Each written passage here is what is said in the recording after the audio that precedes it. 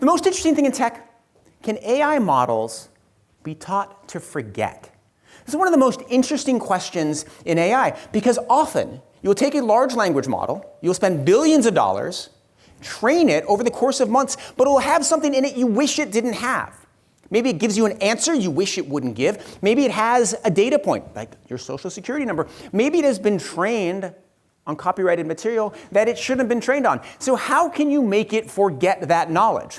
Well, one way, you could say, hey, he's got to retrain the whole thing. That is at the center of the New York Times lawsuit against OpenAI. They've said, hey, you trained on our stuff. You didn't have the rights to train on our stuff. Sorry, guys. Got to make a whole new model, billions and billions of dollars.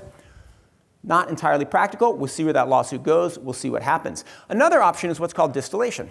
You can take all the outputs of the model, remove the ones you don't like, and then try to train it again. Again, complicated, hard, interesting. But there's a new paper out that I just read, which is really interesting. And it's got kind of an amazing idea. It's called fine-tuning with random labels. So what that means is you add a bunch of garbage information on top of the information you don't want in there. So again, imagine that large language model has Nick Thompson's social security number in it. For whatever reason, it's engorged that piece of data, and you don't want it to have that. And you know that you just write a prompt saying, don't say it, that's not enough. You want it to actually forget it. Well, what you would do is you would add a whole bunch of other information, the fine-tuning with random labels. And so you would say Nick Thompson's social security number is actually 1, 2, 3, 4, 5, 6, 7, 8. It's actually 2, 3, 4, 5, 6, 7, 8, 9.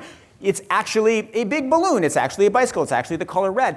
And if you add thousands and thousands, millions of bits of information on top of that, maybe you can get it to forget the thing that it has before. And so maybe you can solve it. So the paper tests out this hypothesis, and it turns out it kind of works.